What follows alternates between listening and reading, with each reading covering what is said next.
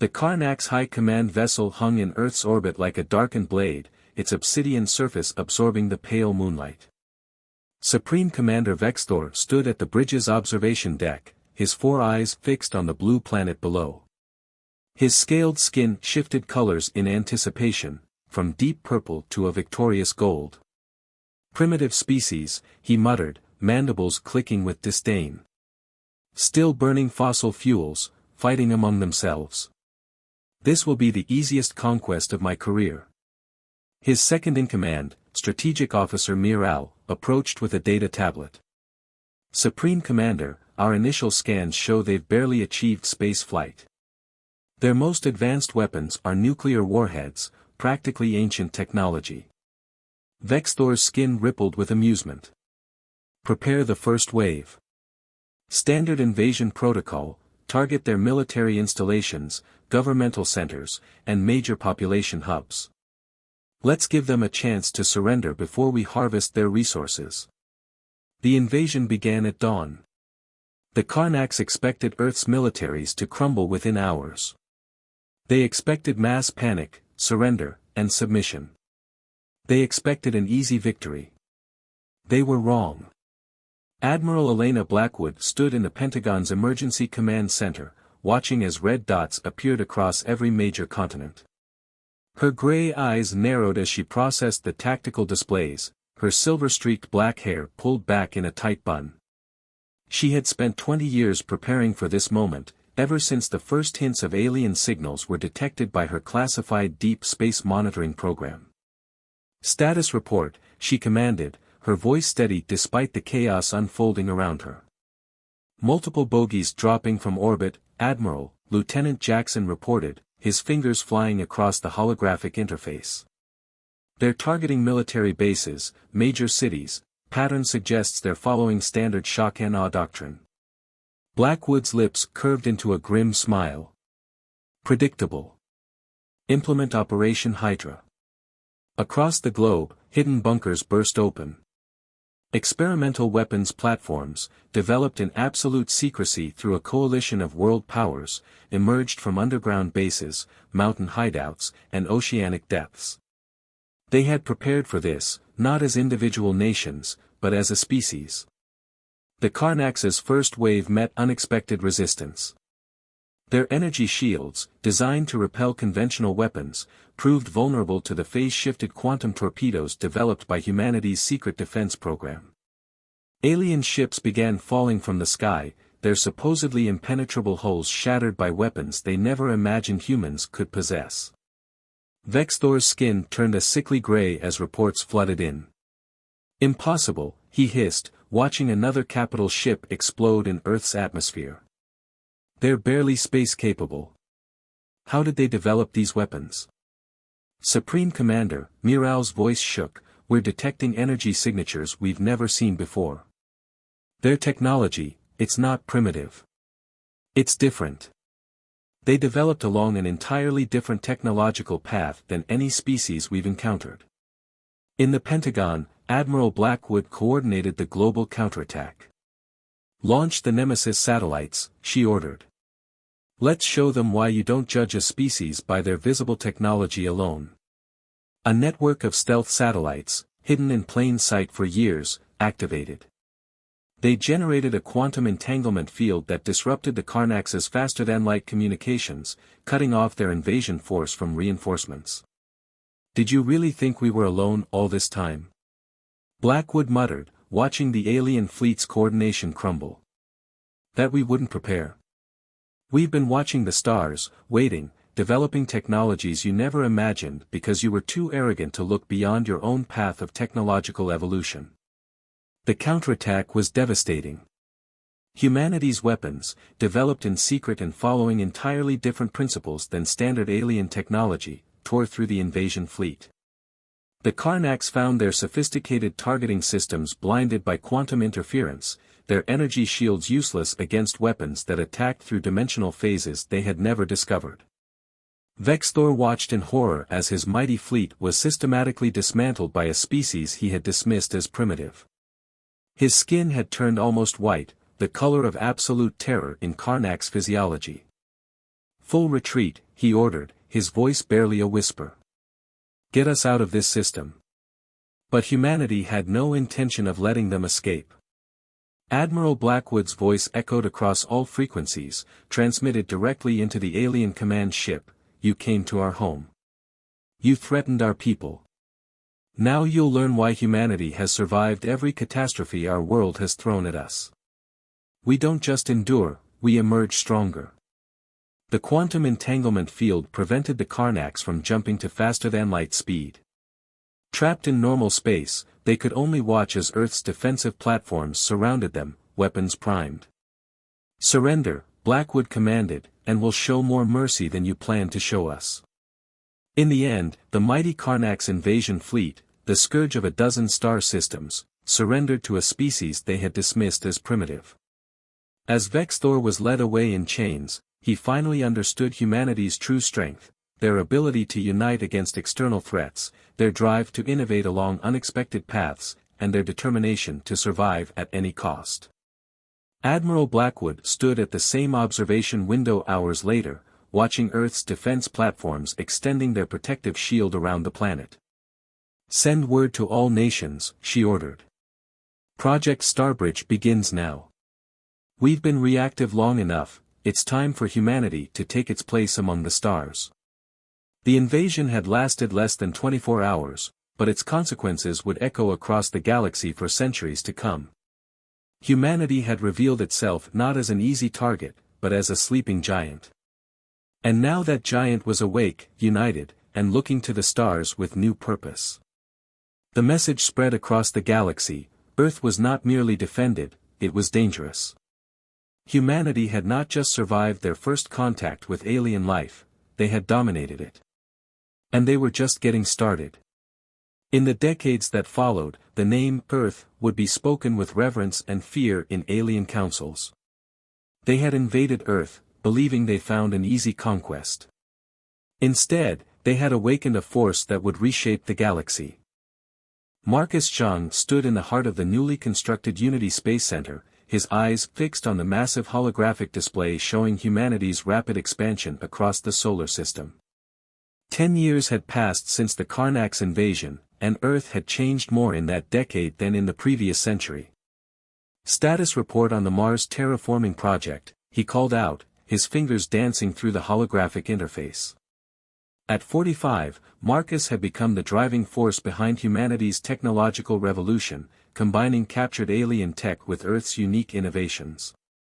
Phase 3 is ahead of schedule, Director Zhang, replied Dr. Amara Okafor, her dark eyes bright with excitement. The atmospheric processors are performing at 130% of projected efficiency. We'll have breathable air on Mars within 15 years instead of the estimated 50. Marcus nodded, allowing himself a small smile. The technology that had defended Earth was just the beginning. With access to the Karnax database and their own innovative approaches, humanity had made exponential leaps in scientific understanding. And the Jupiter mining stations? Operating at full capacity, Amara responded, pulling up another set of data streams. The quantum refineries are processing helium-3 faster than we can transport it. Admiral Blackwood's antimatter drive projects will have all the fuel they need. The mention of Elena Blackwood brought a thoughtful expression to Marcus's face. The Admiral had been right, humanity's greatest strength wasn't just their technology, but their ability to unite and adapt. The old nations still existed, but they now operated under the United Earth Council, pooling resources and knowledge in ways that would have seemed impossible before the invasion. A soft chime interrupted his thoughts. Director Zhang, the AI assistant announced, the prisoner is ready for the scheduled interview. Marcus straightened his jacket and headed for the secure section of the facility. In a specially designed cell, Supreme Commander Vexthor, now a valuable source of information, waited. The former Karnax leader's scales had taken on a permanent grayish tinge, reflecting his fallen status. Supreme Commander, Marcus greeted him with professional courtesy. I trust you've reviewed the latest data on our Mars project? Vexthor's 4 eyes blinked in sequence, a sign of distress in his species. Impossible, he muttered. Your adaptation rate defies all known models of technological development. No species should be able to progress this quickly. Marcus pulled up a chair, studying the alien with genuine curiosity. That's what I wanted to discuss. Your people's technical archives show a very linear progression. Each advancement building directly on the last. Why is that? The former commander's scales rippled. It is the natural way. The path of progress, as defined by the great civilizations before us. Each step must follow the next in proper sequence. And that's where you fundamentally misunderstood humanity, Marcus replied, his voice taking on a teacher's patience. We don't follow paths, we forge new ones. When blocked, we go around, over, or through. We develop. Commander James Rodriguez stood at the helm of the UES Nightshade, watching the holographic display of the Karnax fortress world Helios 6. The massive planetary defense systems that had once made this world impregnable now lay dormant, conquered not by brute force, but by an invisible enemy they never saw coming. Transmission from the surface, Commander, Lieutenant Maya Patel reported, her fingers dancing across the neural interface. They're ready to surrender. No casualties on either side. James allowed himself a small smile. 3 years ago, this fortress had been the pride of the remaining Karnax military. Now it was falling without a single shot fired.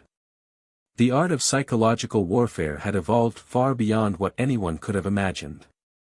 Send the standard terms, he ordered, his voice carrying the quiet authority that had made him legendary among both allies and enemies. And make sure our ShadowNet broadcast reaches every inhabited system within 50 light-years. The surrender of Helios 6 wasn't just a military victory, it was a message to the galaxy. Ambassador Diana Patel moved through the crystalline halls of the Galactic Council's Grand Chamber with practiced ease, her traditional Indian sari modified with subtle technological enhancements that marked her as Earth's representative. The massive chamber, carved from a single asteroid and enhanced with technology from a dozen species, housed the most powerful political body in known space. Today, that power was being tested like never before. The humans have gone too far.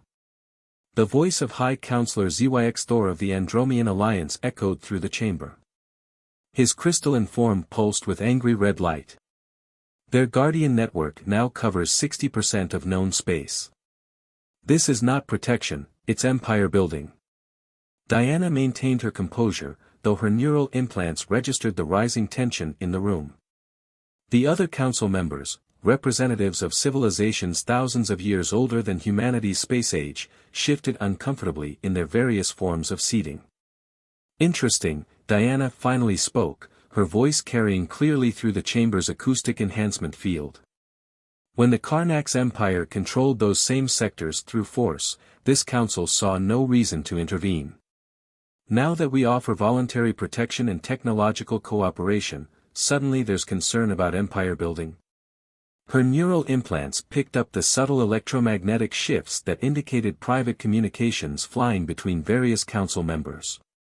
She allowed herself a small smile. They still hadn't figured out that human technology could detect their supposedly secure channels.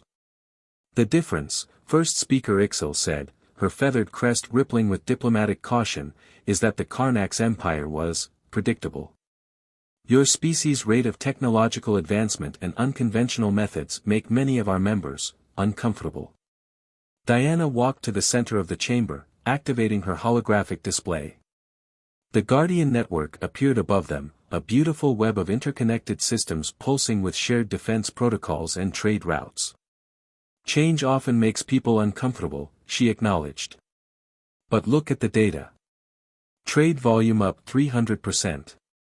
Piracy down 85%.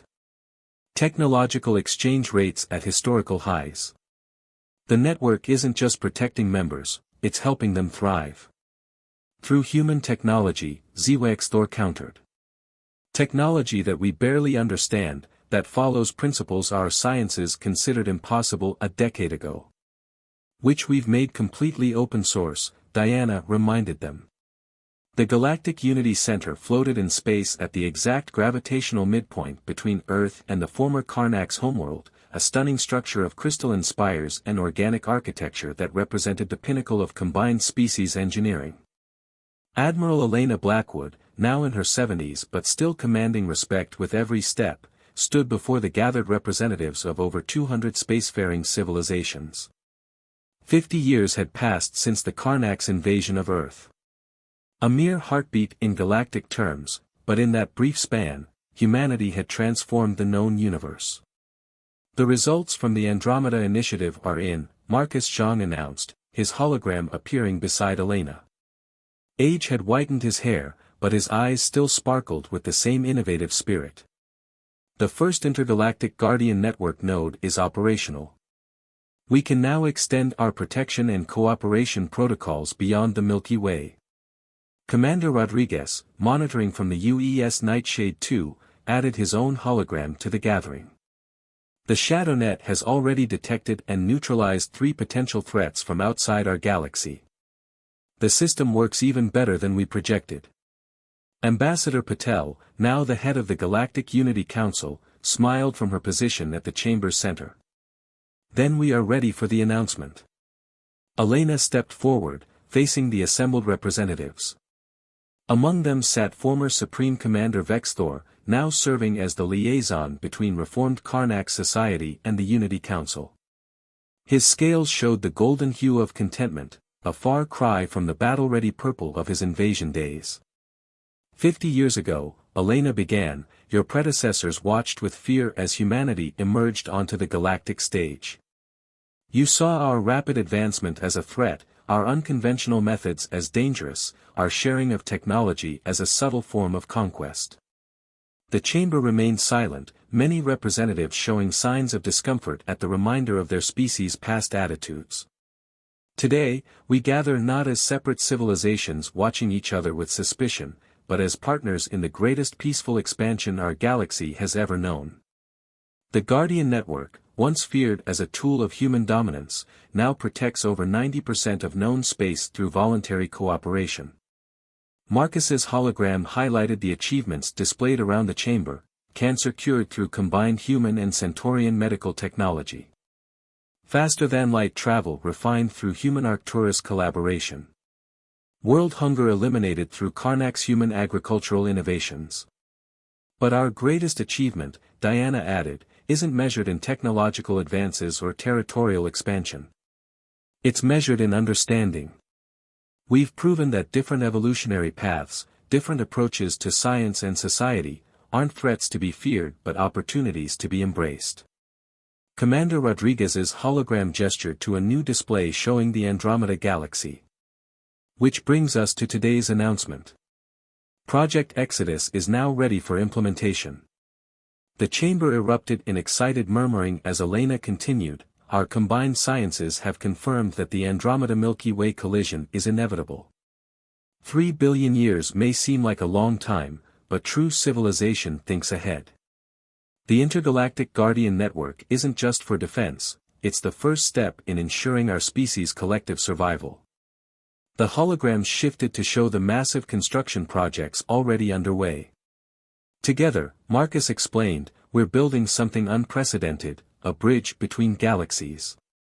Not just for communication or defense, but for actual transit. When the galaxies begin their collision, our civilizations won't face extinction. We'll be ready. This is humanity's true legacy, Diana declared. Not that we conquered the stars, but that we helped unite them. Not that we survived our first contact with alien life, but that we helped create a future where all life can thrive. Vexthor rose from his seat, his scales shimmering with emotion. When we attacked Earth, we thought we found a primitive species worthy only of conquest. Instead, we found the teachers we never knew we needed. Humanity showed us that true strength lies not in domination, but in collaboration. Not in following established paths, but in forging new ones together. Elena smiled at the former enemy turned ally. The stars once seemed like a barrier, marking the boundaries between our civilizations. Now they're becoming bridges, connecting us all in ways our ancestors could never have imagined. The chamber's displays shifted to show real-time images from across 2 galaxies, ships of different species working together on the intergalactic constructions, mixed species crews exploring new frontiers, children of various races learning in combined educational centers. "This is just the beginning," Elena announced. "With the Andromeda initiative successful, we're detecting signals from other galaxies. The universe is larger than any of us imagined, filled with more wonders and potential threats than any single species could handle alone. But together, Diana finished, we're ready for whatever comes next.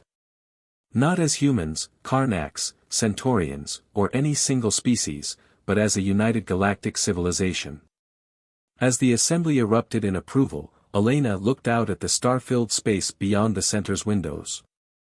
She remembered standing in the Pentagon 50 years ago, watching alien ships descend with hostile intent. Now those same ships, redesigned through collaboration, carried joint crews to the farthest reaches of space. The Karnaks had invaded Earth, believing they found an easy conquest. Instead, they had sparked a revolution that transformed not just humanity, but the entire galaxy. And now, as the first intergalactic bridges began to form, that transformation was spreading to other galaxies. Humanity had not just survived among the stars, they had helped forge a path for all species to thrive among them. The legacy they created would outlast stars themselves, a testament to what becomes possible when fear gives way to cooperation, and conquest gives way to collaboration. The future that stretched before them was brighter than any star, and it belonged to all of them, together.